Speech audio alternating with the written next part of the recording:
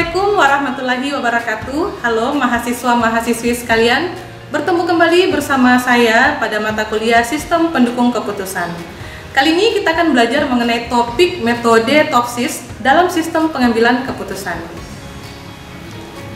Adapun capaian pembelajaran pada topik kali ini yaitu mahasiswa mampu mempelajari konsep dasar dari metode teknik for order preference by similarity to ideal solution atau biasa kita sebut dengan TOPSIS. Kemudian mahasiswa mampu memahami tahapan metode TOPSIS dalam penyelesaian tugas pengambilan keputusan, dan mahasiswa mampu menerapkan metode TOPSIS dalam sebuah contoh kasus.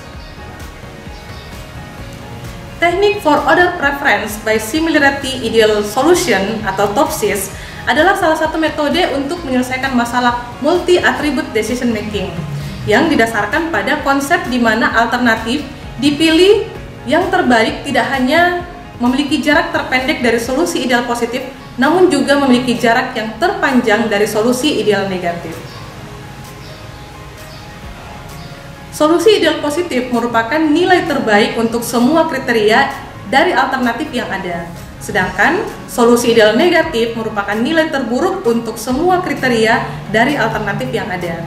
Jadi, alternatif yang dipilih dalam metode TOPSIS merupakan alternatif yang memiliki jarak terdekat dengan solusi ideal positif dan jarak terjauh dengan solusi ideal negatif. Ching, Lai Huang, dan Kan Suson adalah sang penemu dari metode ini.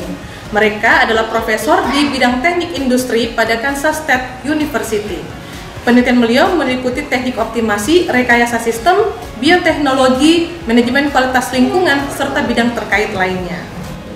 Metode TOPSIS digunakan untuk keputusan investasi keuangan, perbandingan dalam industri khusus, evaluasi pelanggan, perbandingan performansi perusahaan, pemilihan sistem operasi, dan juga perancangan robot. Terdapat keunggulan dari metode TOPSIS yaitu konsepnya yang sederhana dan mudah dipahami, komputasinya efisien, dan memiliki kemampuan untuk mengukur kinerja relatif dari alternatif-alternatif keputusan dalam bentuk matematis yang sederhana. Sedangkan selain keunggulan tersebut, terdapat juga kelemahan antara lain perankingan dan pembobotan kriteria harus memiliki nilai yang telah pasti, padahal dalam aplikasinya di kehidupan nyata terdapat informasi yang tidak lengkap atau informasi yang dibutuhkan tidak tersedia. Kemudian belum adanya penentuan bobot prioritas yang menjadi prioritas hitungan terhadap kriteria yang berguna untuk meningkatkan validitas nilai bobot perhitungan kriteria. Maka dengan alasan ini, metode ini dapat dikombinasikan misalnya dengan metode AHP agar menghasilkan output atau keputusan yang lebih maksimal. TOPSIS menentukan sebuah perankingan alternatif dengan memperhitungkan solusi ideal dari suatu masalah dan penentuan bobot setiap kriteria.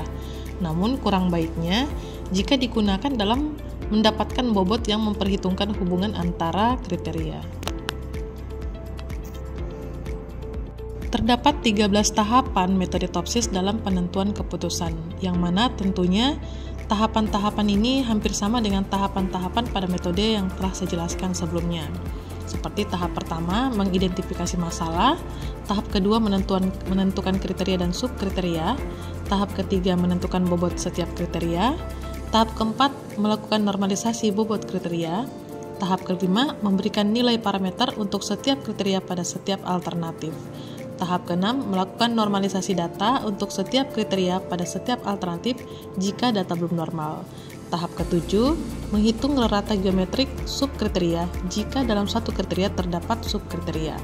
Nah, jadi yang membedakan di sini adalah tahap 8 hingga tahap 13.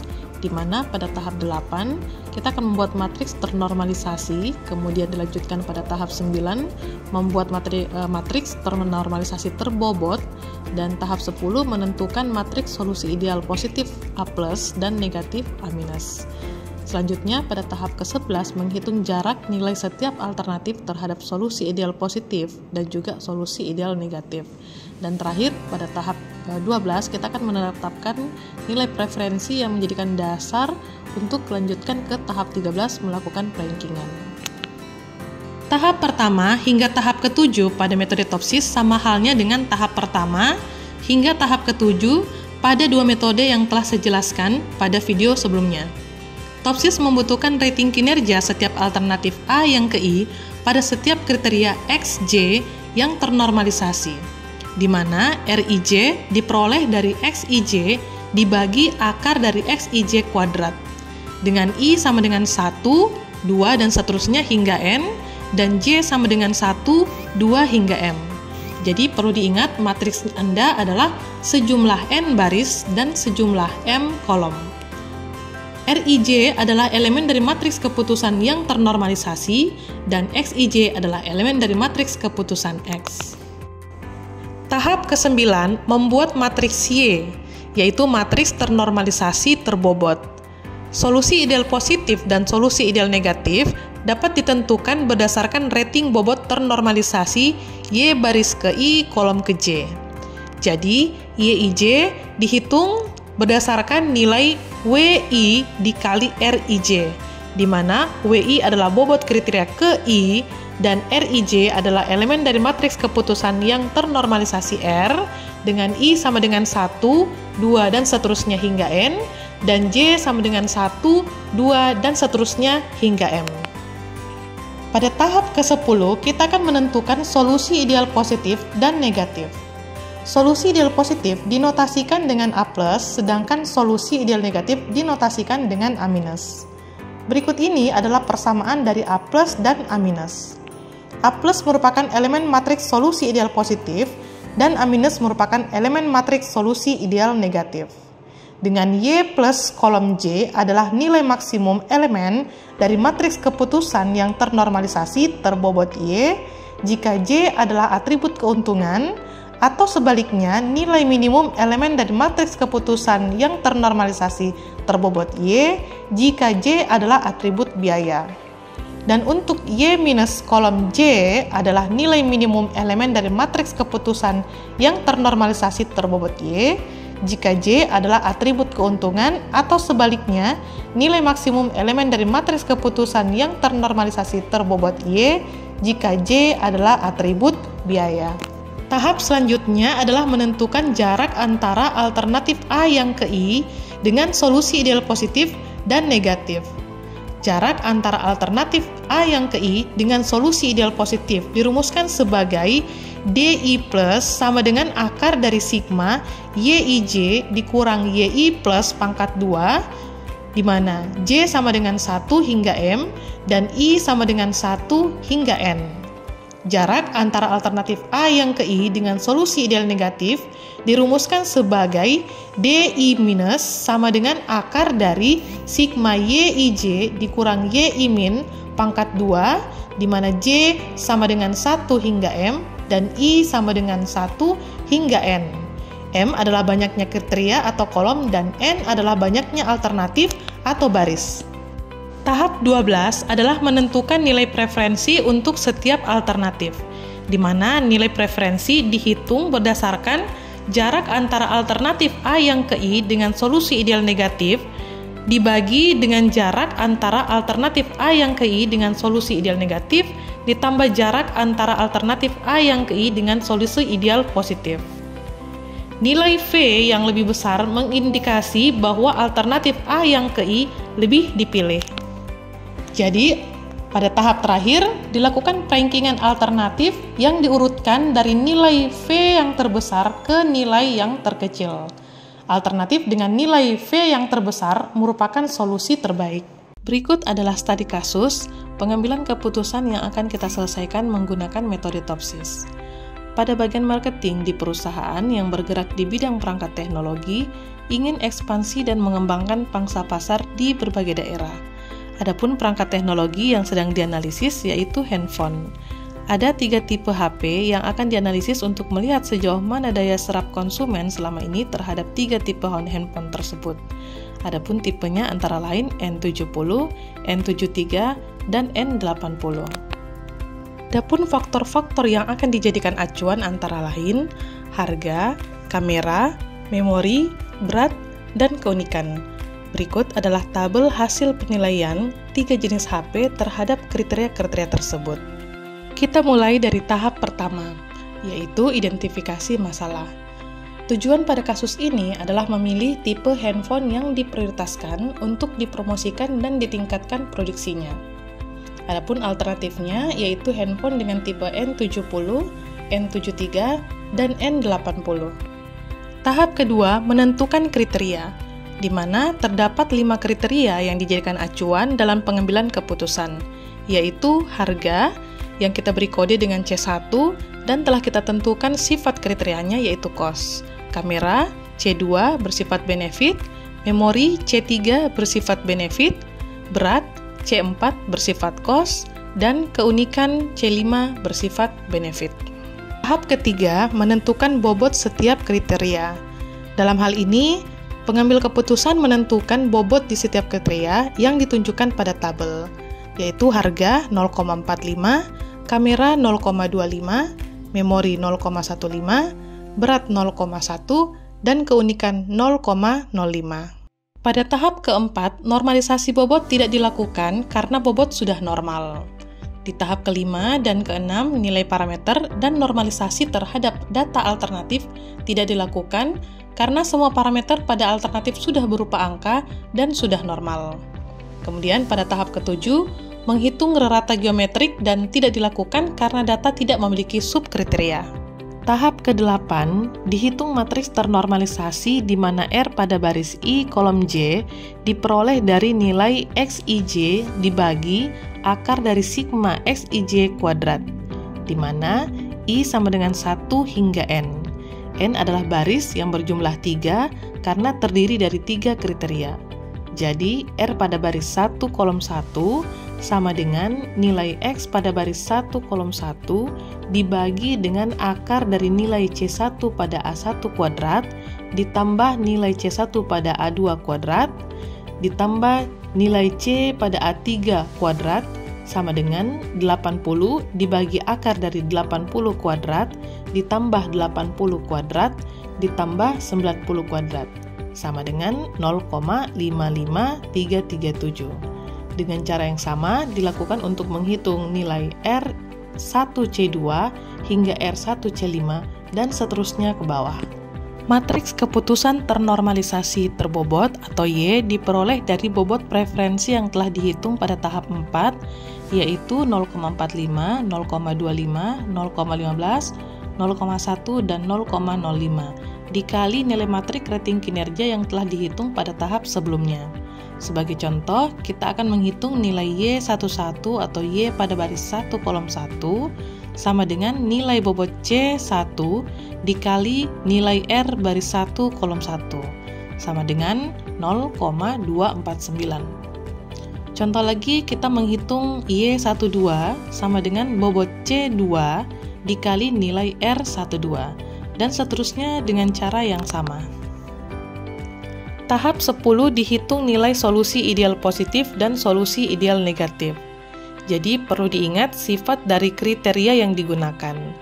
Pada kasus ini digunakan kriteria harga yang bersifat cost, kamera benefit, memori benefit, berat cost, dan keunikan bersifat benefit. Kita mulai dengan menghitung solusi ideal positif dengan Y1 positif adalah nilai minimum dari himpunan nilai Y pada C1, Y2 positif adalah nilai maksimum dari himpunan nilai Y pada C2, Y3 positif adalah nilai maksimum dari himpunan nilai Y pada C3, Y4 positif adalah nilai minimum dari himpunan nilai Y pada C4, dan Y5 positif adalah nilai maksimum dari himpunan nilai Y pada C5. Jadi diperoleh A positif adalah 0,2490, 0,1571, 0,0902, 0,0577, 0,0299. Untuk solusi ideal negatif adalah kebalikan dari nilai Y positif sehingga diperoleh nilai A negatif yaitu 0,2801, 0,1375, 0,0789, 0,0577, dan 0,0266. Selanjutnya, pada tahap 11 dihitung distance nilai terbobot setiap alternatif terhadap solusi ideal positif dengan rumus D alternatif I positif sama dengan akar pangkat 2 dari sigma dalam kurung nilai terbobot atau nilai Y yang dihitung pada tahap 9 dikurang nilai solusi ideal positif tutup kurung pangkat 2 dan menghitung distance nilai terbobot setiap alternatif terhadap solusi ideal negatif dengan rumus D alternatif I negatif sama dengan akar pangkat 2 dari sigma dalam kurung nilai terbobot atau nilai Y yang dihitung pada tahap 9 dikurang nilai solusi ideal negatif tutup kurung pangkat 2 dengan nilai J sama dengan 1 hingga M, di mana M sama dengan 5. Jadi, D1 plus diperoleh dari akar hasil dari Y11 dikurang Y1 plus dipangkatkan 2, ditambah hasil dari Y12 dikurang Y2 plus dipangkatkan 2, ditambah hasil dari Y13 dikurang Y3 plus dipangkatkan 2, ditambah hasil dari Y14 dikurang Y4 plus dipangkatkan 2, ditambah hasil dari Y15 dikurang Y5 plus dipangkatkan 2. Cara yang sama juga dilakukan untuk menghitung D2 plus dan D3 plus. Kemudian untuk menghitung D1 minus diperoleh dari akar hasil Y11 dikurang Y1 minus dipangkatkan 2, ditambah hasil dari Y12 dikurang Y2 minus dipangkatkan 2, ditambah hasil Y13 dikurang Y3 minus dipangkatkan 2, ditambah hasil dari Y14 dikurang Y4 minus dipangkatkan 2, ditambah hasil dari Y15 dikurang Y5 minus dipangkatkan 2. Begitupun untuk menghitung nilai D dual minus dan D3 minus. Pada tahap 12 ditetapkan nilai preferensi dari setiap alternatif. Kedekatan setiap alternatif terhadap solusi ideal dihitung sebagai berikut. Untuk V alternatif 1 sama dengan D1 minus dibagi D1 minus ditambah D1 plus, yaitu 0,0332 dibagi 0,0332 ditambah 0,0196 diperoleh 0,6292. Dengan cara yang sama untuk menghitung nilai V pada alternatif 2 dan alternatif 3. Pada tahap 13 dilakukan perankingan berdasarkan nilai preferensi yang telah dihitung pada tahap sebelumnya. Pada tabel ini ditunjukkan bahwa nilai alternatif dengan preferensi tertinggi yaitu ada pada HPN73 dengan nilai 0,7656, menyusul HPN70 pada alternatif kedua dengan nilai 0,6292 dan terakhir adalah HPN80 dengan nilai akhir 0,2344. Di kesimpulannya, dari nilai V ini dapat dilihat bahwa V2 atau alternatif 2 memiliki nilai terbesar sehingga dapat disimpulkan bahwa alternatif kedua yang akan lebih dipilih. Dengan kata lain, handphone dengan tipe N73 akan terpilih sebagai tipe handphone yang diprioritaskan untuk dipromosikan dan ditingkatkan produksinya. Demikian materi tentang penerapan metode TOPSIS dalam pengambilan keputusan. Terima kasih telah menyimak dan jangan lupa untuk tonton video penerapan metode lainnya. Sampai jumpa. Wassalamualaikum warahmatullahi wabarakatuh.